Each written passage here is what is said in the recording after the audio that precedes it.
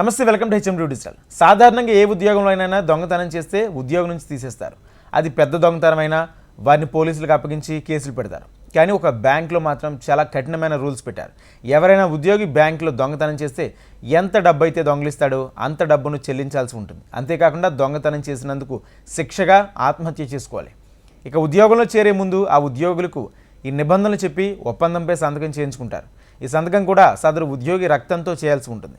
ఈ నేపథ్యంలోనే ఉద్యోగులకు ఆ బ్యాంక్ పెట్టిన విచిత్రమైన ఈ నిబంధన ఇప్పుడు సోషల్ మీడియాలో తెగ వైరల్ అవుతుంది. జపాన్లోని షీకోకు బ్యాంక్ ఉద్యోగులకు పెట్టిన ఈ నిబంధన ఇప్పుడు తీవ్ర చర్చనీయాంశంగా మారింది. తమ బ్యాంకులో ఎలాంటి దొంగతనాలు, అవినీతి, తప్పుడు జరగకుండా ఉండేందుకు షీకోకు బ్యాంక్ పెట్టిన రూల్స్ ఉద్యోగులను భయభ్రాంతులకు గురిచేస్తున్నాయి.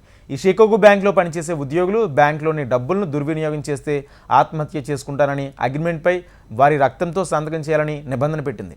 బ్యాంకులో పనిచేసే ఉద్యోగులు బ్యాంకులోని డబ్బు దొంగతనం చేసినా, ఇతరులు దొంగతనం చేస్తే వారికి సహకరించినా ఈ చోరీ అయిన మొత్తాన్ని చెల్లించాల్సి ఉంటుంది. అంతేకాకుండా అలా చేసినందుకు గాను వారు ఆత్మహత్య చేసుకోవాల్సి ఉంటుందని షికోకు బ్యాంక్ తమ అధికారిక వెబ్సైట్లో వెల్లడించింది.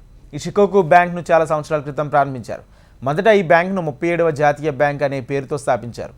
దీన్ని ప్రారంభించిన సమయంలోనే ఈ బ్యాంక్ ప్రెసిడెంట్ మియురాతో పాటు అందులో ఉద్యోగులుగా చేరిన మొత్తం 23 మంది ఇదే రకంగా తమ రక్తంతో సంతకం చేశారని సంబంధిత అధికారులు వెల్లడించారు. ఇలాంటి కఠినమైన రూల్స్ పెట్టడం వల్ల ఉద్యోగుల్లో నైతిక ప్రవర్తన, సామాజిక బాధ్యత మరింత పెరుగుతుందని బ్యాంక్ వర్గాలు పేర్కొంటున్నాయి. ఈ నిబంధనల కారణంగా కేవలం ఉద్యోగులుగానే కాకుండా సమాజం బాధ్యత కలిగిన వారిని ఉండేందుకు ఉపయోగపడుతుందని తెలుపుతున్నారు. అయితే ఈ రూల్స్ ఇటీవల తీసుకొచ్చినవి కావని, చాలా కాలంగా వీటిని బ్యాంక్ వారసత్వంగా కొనసాగిస్తుందని బ్యాంక్ అధికారులు తెలిపారు. ఇక ముందు కూడా ఈ నిబంధనలు అమల్లో ఉంటాయని బ్యాంక్ తన వెబ్సైట్లో వెల్లడించింది.